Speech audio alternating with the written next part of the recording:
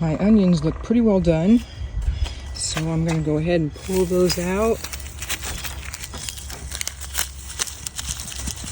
And in this bed, I'm going to put another round of green beans. So here's my new green bean bed. They should pop up in 4 to 7 days.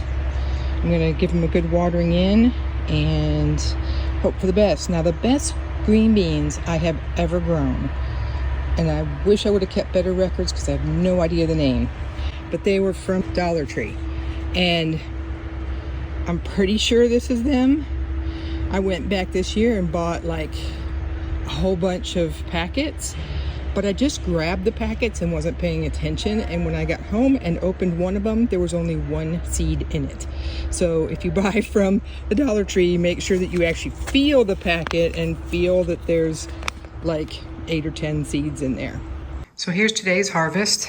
I harvested some onions. The top was all falling over and starting to turn brown, so I went ahead and harvested those, and they're pretty easy to clean. You just look at this top part, and this brown part you can peel off, and it peels the whole thing, and you end up with this nice clean white underneath. If you're going to store them for a while, then you may want to leave the brown on there to help keep them from sprouting or spoiling as fast. And then I had some basil here that was planted at the base of my tomatoes, and it was getting pretty tall.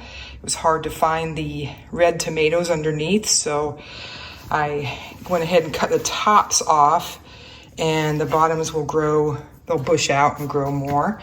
If you keep doing that with basil, it'll keep growing. If you let it flower, then it'll make seeds and decide it's done and quit on you.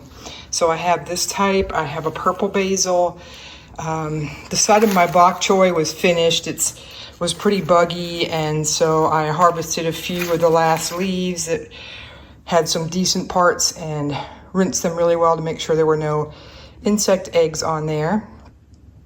And then lots of cherry tomatoes of different types, and more cherry tomatoes over here.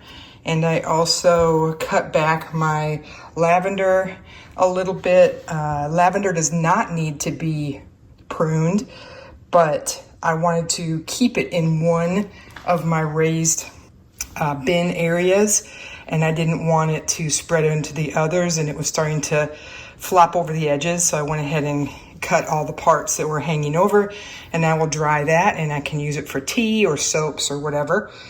And I will also be drying my basil, most of it. That's it for today.